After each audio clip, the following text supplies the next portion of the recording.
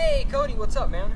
Yeah, dude, I just saw it again. I'm about to head inside, and then I'll start our Google Hangout so we can talk about it. I'm really excited to talk about this. Hey, wait 1 minute. I'll talk to you when I get inside. I just got another phone call. Hello? Zachary, how about you turn around? Who is this? I have a balloon for you. Alright, this isn't funny. You're telling me to turn around? Oh, God. Zachary, you can't run away from me forever. Come back. Do you want a dancing balloon? The door won't open. Come on.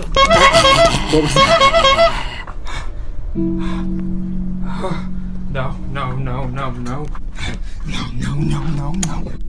Wherever you go, Zachary, I will be there. 'Cause I'm Pennywise the dancing clown.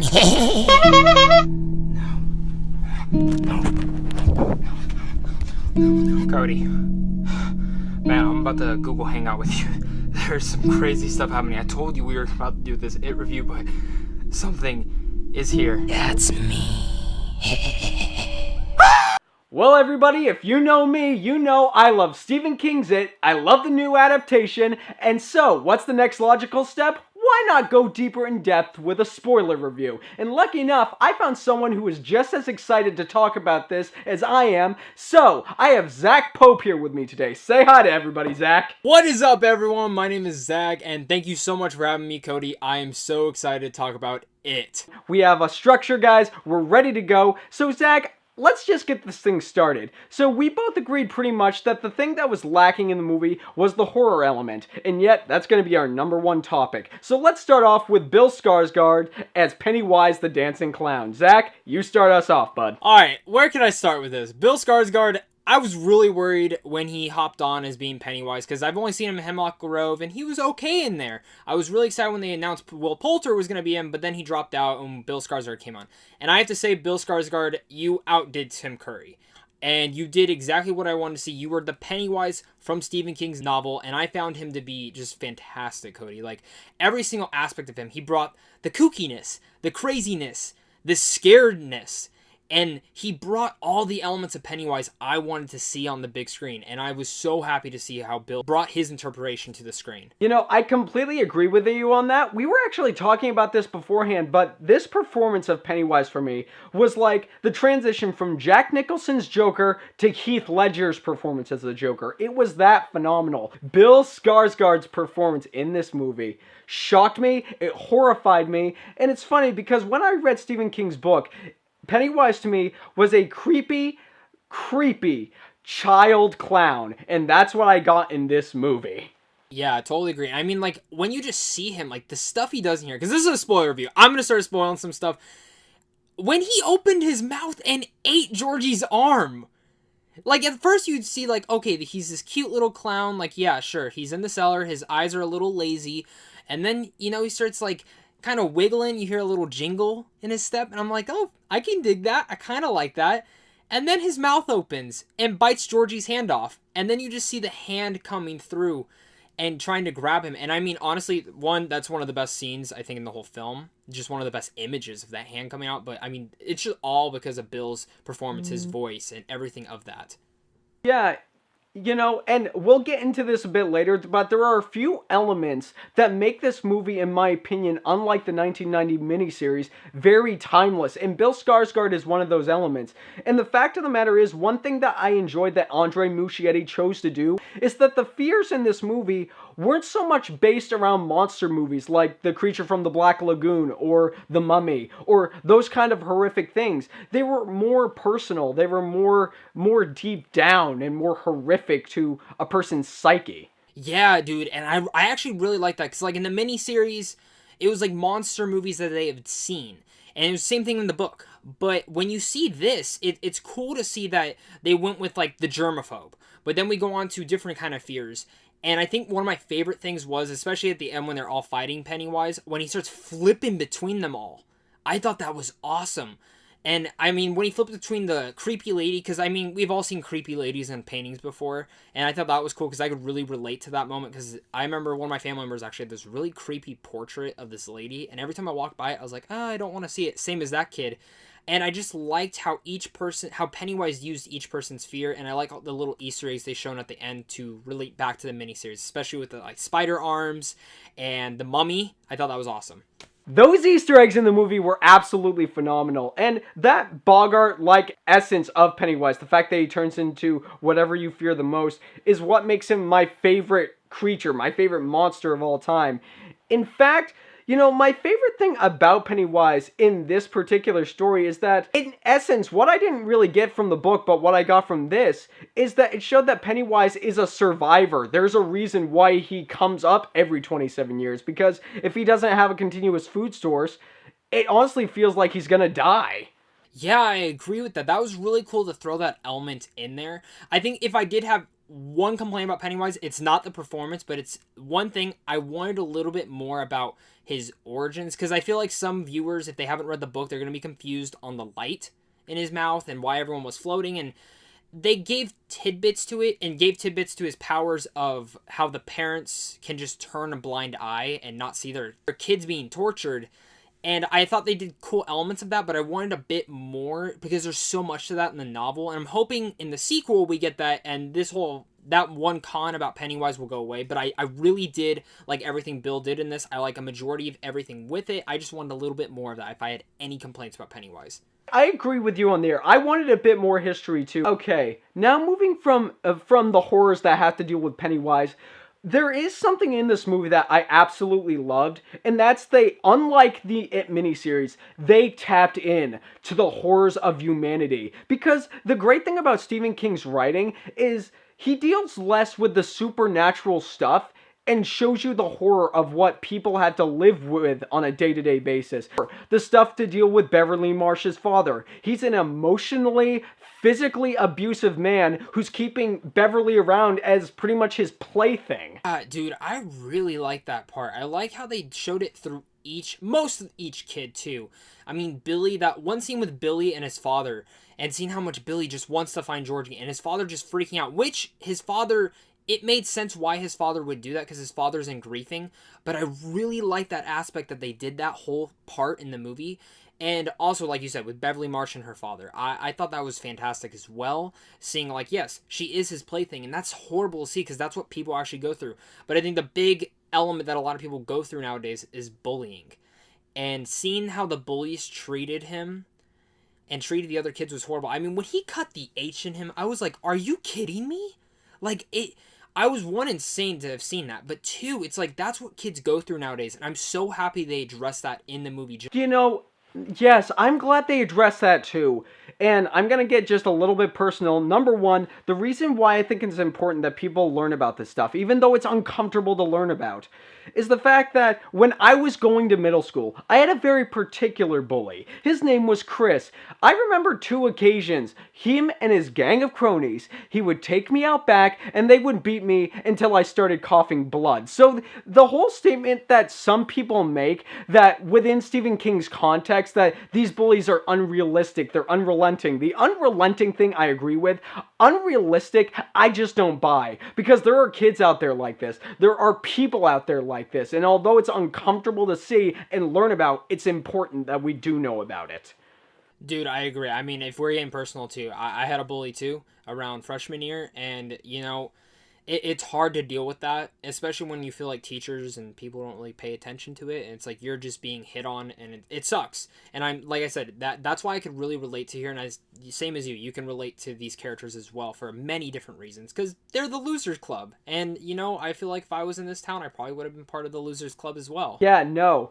And that's the word right there that we need to dive into. The Losers Club, because they, above the horror and everything else, they are the meat and they are the binding that make this story so great. Because at the end of the day, we also agree that this movie is less about the horror and it's more about a coming of age story of kids who feel like they're outsiders.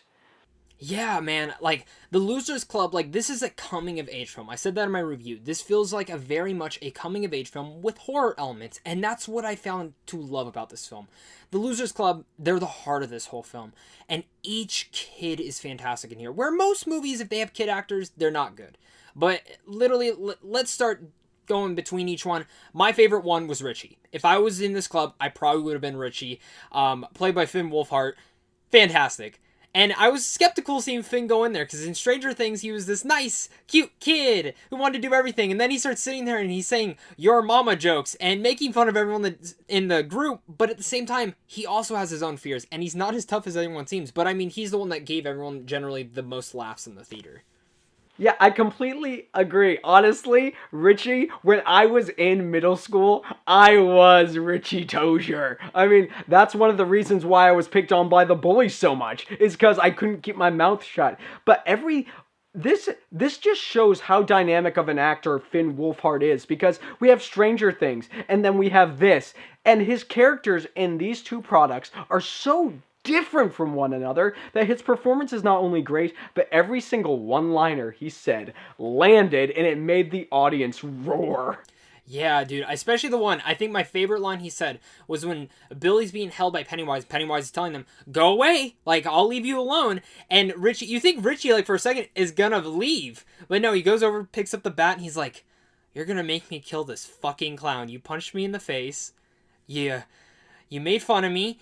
And now I'm gonna have to kill this fucking clown." And that right there was my favorite line that Richie said in here. Out of every line. I mean, Richie was fantastic. But I think one thing about Richie that I really liked was when he sees his wanted poster. And how his tough persona all of a sudden just went down. And how scared and nervous he got. I believed in it. Honestly, my favorite horrific scene in this movie has to deal with Richie. And it's in that whole room where you have those 19th century porcelain dolls that are all clowns. I mean, if there's one scene to describe horror, it would be in that scene. But honestly, Richie Tozier, it's fun. Alright, and what's so great about Richie is not just Richie, but the dynamic that he has with Eddie Kaspbrak, who's played brilliantly by Jack Dylan Grazer in this movie. And honestly, Richie in this movie, the dialogue that he had, his character could have been taken completely to one side, but Jack Dylan Grazer gave one of the best performances out of this entire group. Oh yeah, besides Richie, I think Eddie was also one of my favorites. I felt bad that I didn't talk about him in my review, but just how he acted, just his dynamic between him and Richie were so great when they're trying to stitch up Ben. When Finn and Eddie are trying to patch up Ben, and it's so great to see when they're trying to patch him up, because they're arguing back and forth, and Ben's just sitting there like, "I'm bleeding," you know. Yeah. But like Eddie is just awesome, because we all know an Eddie in our life who kind of doesn't like germs, but it also acts the same way when he's freaking out about, like, whenever the people are trying to, like, tell him to do this, tell him to do that, and he's freaking out at the same time. I loved it. The best dynamic in the whole movie was probably between both of them, but I mean, every kid in the Losers Club was awesome. And I think with that, we should probably talk about Billy, the main leader. Yeah, honestly, his performance, the kid who played him, I'm not sure what his name is, but his performance might get overlooked because of just how subtle it is behind everybody else. Yeah, like, I would totally agree. Like, I gave him a shout out in my review for that reason, is that I feel like a lot of people are going to look at every other kid in here, because, especially Richie and Eddie, just for the fact that they're the funniest ones. But Billy, just the way, I liked how he got the stutter down. I think that was fantastic. The kid actor did really good with that. But I mean, just in general, like, his hope Georgie is alive is fantastic. And I mean, Billy, the one scene with Billy that, man, almost, like, it got me a little on the edge of my seat was when Georgie walks up and he shoots Georgie in the head, and you're like, for a split second, you're like, okay, was that Pennywise or was that Georgie? Did he actually just kill Georgie? And I love the subtleness in Billy's face, thinking, like, his facial expression was like, did I just kill my brother that I've been looking for? I will be ever grateful that this film had the guts to do it. It's the fact that Billy is not only Big Bill, he's the emotional core of this entire story. If he doesn't work, besides Bill Skarsgård's Pennywise, this story falls flat. And the fact that we got to the point where you saw Bill shoot his brother, and he's like, "You're not my brother." You had that question, is he really? Everybody was like, did he really just shoot his brother? But at that point, nobody was like, "oh my goodness, he just shot a kid." Everybody was like, wait, so is that Georgie or is it not? Yeah, and I mean, that scene was very terrifying, because it's like, this world's very mystical. Pennywise is very mystical, because you don't know Maybe he puts him in the hibernation for all you know. Like, yes, he lost his arm, but you don't know what Pennywise actually does with these kids. And like I said, that's something that you see these people floating around. You don't know what he does. Maybe he feeds on certain ones. Maybe he doesn't. But really, I thought Billy was fantastic in here. And that's another kid actor, that I can't wait to see what he does next. We should probably talk about the two characters, in my opinion, that got a little bit left in the dust. And that was Mike Hanlon and Stanley Uris. I loved what they added to this story. I loved the characters. I loved the actors who played them. But it honestly feels like they were just left in the back. Yeah, you know what? I agree too. I mean, with this big group of kids, it's hard to give each kid that much, like, love. Like they did have a full-on purpose towards the end of defeating Pennywise, but for me, I felt like just both of them were very, like, just there. And I felt like the movie could have added more to them. Maybe their characters will get added more into the part 2 with the older adults. But I felt like those child actors who I've seen in other things are really good, and I think they deserved a little bit more stuff to do with their characters. I bet that Mike Hanlon is going to get a lot more screen time when it comes to terms of the second part, because he is such an important part of the adult story when it comes to this particular novel or this particular set of films that we're going to get. Stanley Uris, though, there's a particular reason that I'm not going to spoil for those who haven't read the book and more than likely is going to be in the second film. I certainly hope he gets a lot more screen time than he got in this film. Yeah, I totally agree with that. I'm pretty sure I know what you're talking about too, because I haven't read that section of the book yet.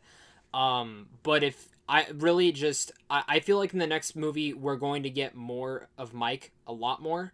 And I think he really deserves that limelight a lot, because I liked what he did in here. His fear when that door opens and you see Pennywise just sitting there on the chain rolling around. You see his eyes glowing. And then especially when he's getting beaten out of with the rock throwing and getting hit. And when you see Pennywise just with the arm just waving at him. It was creepy, but it was awesome. And his reaction to it was like, what did I just see? Am I like hallucinating or something?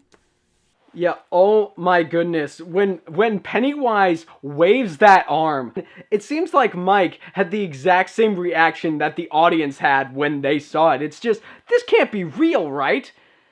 And now, we should talk about Ben Hanscom.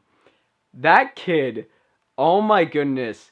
The actor who played him is fantastic, and Ben was so adorable in this movie, with his crush on Beverly, the fact that when he got included with the Losers Club, his interaction with the Losers Club, the thing that I love that Andre Muschietti introduced into this, adding it from the book, is that childlike innocence that Ben has. I love him. I love the performance he gave. He was adorable, like you said, and I mean, you just look at the performance he gave, and it was just cute. And he did it in also a subtle way, too, because I think he can also get overlooked just like Billy can be, because he gives a subtle performance where he has one of the jump scares throughout the film that really terrified me, when he goes down there and you see the headless guy just walking down with all the Easter eggs, dropping them, and when he starts running away and all of a sudden it's Pennywise's head, I jumped. That was the one scene that really got me. And Ben overall, the thing about this actor is that he has the one heavy exposition scene in the film. And usually exposition scenes are the one scenes that can really kill a movie. I think he delivered it fantastic, to a point where I wasn't bored. I was really invested into what Ben was talking about. And I think it was cool because the thing about this movie is that when they were writing the script, they wrote the movie like it's actually how kids would talk without their parents being around. And Ben delivered it like how a kid would deliver it. And I was invested in that and could totally just invest myself into Ben. Yeah, no, the script in this movie is fantastic. Ben Hanscom is amazing. And one of my favorite elements of this, I don't generally go to romantic parts of movies unless they're done well. Ben's crush and Bill's crush on Beverly Marsh in this movie, I felt was so well done. Because it didn't feel like an adult-like relationship. You know, there was nothing unnecessary. It just felt cute and innocent, like childhood is. I thought it was really believable because they didn't go for that typical love triangle that a lot of these romances they try to put in movies. No, they went for that innocence of kids having a crush on someone, and sometimes you don't get them. But when you get your moment to shine, you get your moment to shine. And when Ben kissed her and woke her up, Ben got his chance. Now, We've talked about her enough when dealing with the other characters. Now let's talk about the one character within the book, within this movie, that is probably the most difficult to talk to in terms of subject matter, and that is Beverly Marsh. This is one of the most emotionally heavy-hitting characters in the entire film. And one of my favorite scenes to deal with her is at the cliff when everybody's cliff jumping. All the guys are like, they're spitting to see how high up they are. And they're all like, wait, so are you going to go first? And then Beverly's just like, I'll go. And then she runs full tilt and she jumps in. Yes, and then Richie, of course, has the line, are we really going to get beaten by a girl? And they all just start jumping in at that point. And Beverly herself, the actress who plays her, Sophie, you're hearing it now. She's going to be a star one day. She is one of those actors who, just like Jacob Tremblay a couple years ago in Room, she's one of the actresses that I look at and I'm like, you are going to be something one day. She was fantastic as the role as Bev, but just how her dynamic between the Losers Club, how she comes to join them was awesome, because they knew who she was, but I think part of her subject matter, there's a lot to her character that a lot of people go through, and that one of the things that I think we should talk about before we get to the really big part is the rumors. The rumors you get about her, just because she kissed one guy, and all the rumors that spread through years into where she is now, it sucks, because we've all been in there where a rumor's been spread about you. And I think just seeing her character and seeing that added on top of everything else she goes through, it was great to see her finally have true friends like the Losers Club, and you totally believe their interactions when they finally meet and they finally bond together. Yeah, and one of my favorite things about that they did with this movie is Beverly's discovery into what is the very beginnings of womanhood, what is the very beginnings of someone developing their sexuality. And they did it in such an innocent, in such a very classy way that it didn't feel overbearing. The fact is, Beverly has all these rumors that people are saying that she slept with pretty much every guy that is in Derry, Maine, and she's got this overly abundant abuse from Henry Bowers, because everybody is convinced that she and Henry Bowers, did the deed, and she knows it's not true, but she just decides to go with the flow, because deciding to fight against those rumors, there's no use to it. Yeah, Henry Bowers, another character we could even talk about for a long, long time. But I think talking about Bev is her relationship with her father, which is one of the most unsettling and terrifying things in the film. I felt like that was probably the more unsettling thing in the film. Like, don't get me wrong, having a creepy clown's pretty unsettling, but the fact that she's not even scared of Pennywise, because she's more scared to go home, to her own house, to her own home. And this is what people deal with in today. And I feel like people don't acknowledge that enough. And bringing that into a big budget, R-rated horror film, and trying to kind of taking the scope away from Pennywise and putting it on her father, which, like, in the first few minutes you meet her father, you're like, I hate this guy. And they did it in a subtle way, too, where it wasn't in your face, like, that this is his plaything, this is what he wants. No, they did it in a very subtle way, where you pick up on what the situation is, and I love what the director did for that, because in a lot of other directors' hands, it could go in a very not nice way, it could go in a very immature way, and come off really wrong on the screen. This subject matter, above everything else, above what all the other Losers Clubs have to deal with, this is incredibly uncomfortable subject matter because it's so personal. I mean, the first thing that Beverly's father does when she gets home is he blocks her way from getting into the bathroom. He grabs onto her and starts playing with her hair, and he says, "Are you still my girl, Bev?" And he says, "I worry about you, Bevy." And in that moment, you just see how despicable of a human being this is. And then later on, he basically accuses Beverly, when he has never done this before, of being the slut that everybody accuses her of being. And then we should talk about what happens next. Because what happens next within that little 5-minute period between Bev and her father is some of the most uncomfortable filmmaking that I think I've ever seen. And it's uncomfortable because of how realistic and how important it is and how it's depicted. Yeah, I mean, there's a ton between her father. One, the blood in the bathroom. Crazy. But then after that scene, when the door's locked, and she's just trying to leave, and he's, like, accusing her of, like, hanging out with these boys who are, one, young. but she's like putting into her head like this is wrong, but she knows he's the problem. And when they start fighting, man, oh man, was I on the edge of my seat because I didn't know what they were going to do. I didn't know if they were going to change it from the book. And I mean, we can play out through that whole scene, and by the end of that scene, another one of the best jump scares in the whole film happens. But when she kills her father, I was like, oh dang, that really just happened. And it's such in an unsettling, comforting way that they didn't pull away from the camera at all, which some horror films would, where it doesn't want to show everything happening on the screen. It showed everything in the right amount. Yeah, unfortunately, home is supposed to be where the heart is, but unfortunately, whenever Bev went home, her heart was always breaking. Now, we should definitely get to the end of the film, because this film may on the surface look like it sets up for a second movie, which we know we're definitely getting now. But honestly, if this film ended and there was no sequel down the road planned, it wouldn't have mattered, because this film ends on such a beautiful and such a touching way that it feels like the very end of this film feels like going from childhood into adulthood. Yeah, I agree. When they're all holding hands, I mean, that ending shot is so beautiful, especially with the cast, how it says loser and then lover on it. That was fantastic. I thought that was beautiful cinematography right there. And I mean, a lot of the things in this film, perfect. I think the director picked perfect shots in here. He got great shots that he picked in the editing style, but especially that one scene in particular, especially when they cut their hands, they're all holding hands. It's great, because in some movies it might not come across that, but after seeing their journey, you can believe that, like, this is the end of a happy story, because like you said, if this movie were to end, which I believe that they ended it like that on purpose, thinking that, okay, if this movie doesn't go good and it doesn't sell as much as we hope for, we can at least end it and people will still enjoy the ending. But it also holds a whole nother realm into what could happen next. This is one of the best endings to not just a horror film, it's one of the best endings to a film I think I've ever seen. And it's got no plans to set up any kind of cinematic universe, no plans to set up any kind of sequel.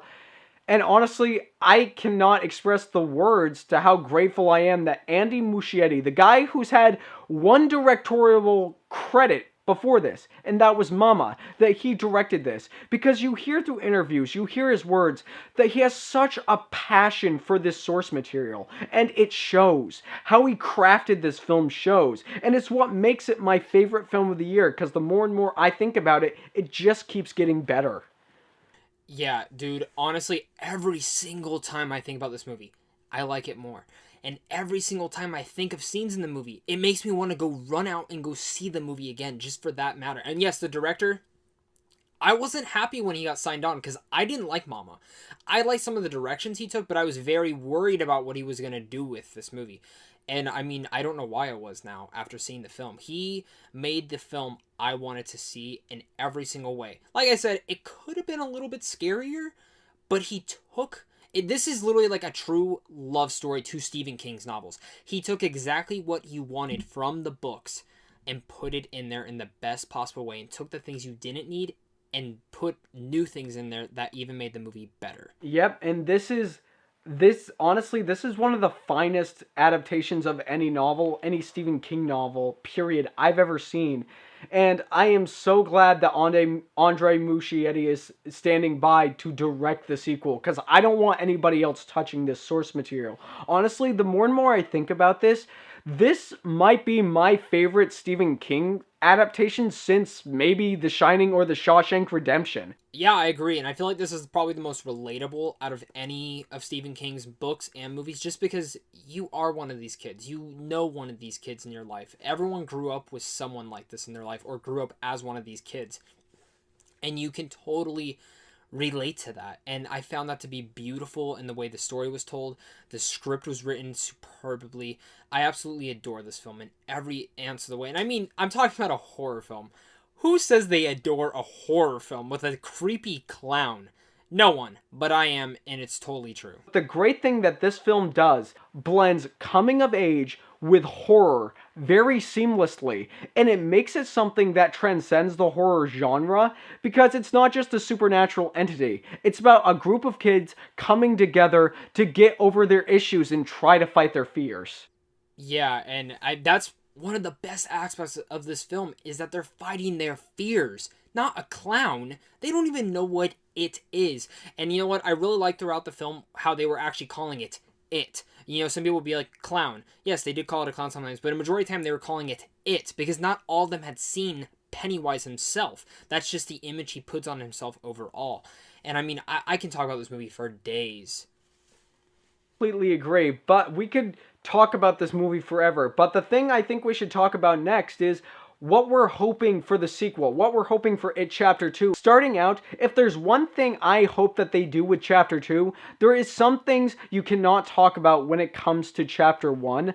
But there are certain issues and much bigger shoes to talk about that are very uncomfortable that deal with the adult portion. And I'm hoping that Andre Muschietti, very much like this film, I hope he doesn't hold back. Yeah, I hope they don't either. I hope the studio doesn't nitpick it a lot, because I felt like they gave him a lot of freedom with this film, and I felt like they had the direction that they wanted to go, and when Muschietti came on to direct it, he took it underway, and I hope he does the same thing with part 2 as well. I hope they don't steer away from the actual real world things that are going on, especially with this film, especially with the next one taking place 2015, 2016. It's going to be very interesting to see what they do different from the book, since this is going to be more of a modern time. But I'm excited to see what he can do with it, especially for that reasoning, because I hope he keeps not this coming of age vibe, but because it's not going to be a coming of age. They've all come to age. This is their adulthood now. I hope we get more of something that's different. It's not a full-fledged horror film again. I hope he brings that same balance again, because this film felt like if John Hughes were to have directed a horror film, this would have been that horror film.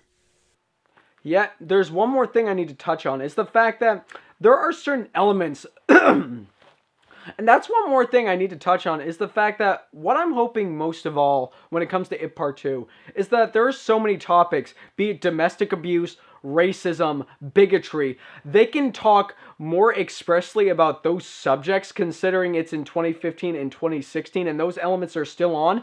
There is a scene at the very beginning of the adult portion of the book. I don't want to go into detail about it, but it's just about as horrific as the Georgie scene, if not more.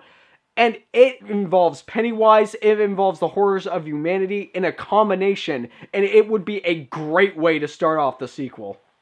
And I think you totally got what they're probably going to go with next. I think that's probably how they're going to start it. And like you and me are kind of trying to keep it away from spoilers for part 2, because we don't want to spoil anything, because we don't know what they're bringing. We were talking about before this, there is something with a turtle that I hope they do bring more into the sequel as well. And I also do hope they go into a little bit more of Pennywise's origins, because that's something I think that was lacking in part 1. But from what I was reading, the director actually does want to do that with part 2, and the studio is trying to pull away from that in part 1 because they don't want to freak out people, because it is kind of psychedelic, I would say. I think that would be the word to describe it, but I'm hoping they go that route and bring perfectly amount. I mean, you can add more into this story, because the part 2 is a little shorter than part 1, of course, in the book. And I think you can bring in a little more. Bring in from stuff from part 1 that you couldn't introduce because it was to dealing with kids, and it's a little hard to do in a movie, because you don't want to totally kill a child. I mean, they do, but you don't want to totally overly do it, because you still want to cheer for these kids. I do too. And you know what? That's probably a really good time for us to wrap. And you know what? This has been an extensive spoiler review, but I don't think either me or Zach could help it. We love this movie. We love the source material. Everything about this film just keeps getting better and better and better. And honestly, I've already said it is my favorite film of the year. But Zach, I want to hand it off to you. Say some final words, and where can people find you? Yeah, of course I loved it as well. It's in my top 10 for sure. I've seen so many movies this year. But it is in my top 10 for sure. I absolutely love this film. The more I think about it, I love it. I was really happy to finally do this spoiler review with you. You and me have been planning what collab we were to do, and I'm glad this was this one. I can't wait to do another collaboration with you, maybe on my channel, which you can find at Zach Pope Reviews. I do tons of reviews, tons of things on my channel. I'm going to start doing more vlogs, podcasts, got a ton of things coming down the road, and I'm excited to see where you go as Cody as well on your channel. Again, congrats to you for hitting 100 subscribers. You totally deserve it, and really just thank you guys. Thank you for having me so much on here, and thank you to all your fans. And go see it if you haven't seen it and for some reason you wanted to spoil yourself. All right, yeah, if you haven't seen it and you've seen the spoiler review, what the heck are you doing? But, guys, you know where you can find me, here on YouTube, right here on Cody Curtis, or you can find me at _Cody_Curtis on Twitter. But as always, it is what you guys say that matters. So, whatever your thoughts are on it, I want you to leave them down below. I don't care what they are, I just want to hear them. And if you like what you've seen here, and you want to see more, click right there and subscribe and become part of the fray of nerds who love cinema. You all have a fantastic day.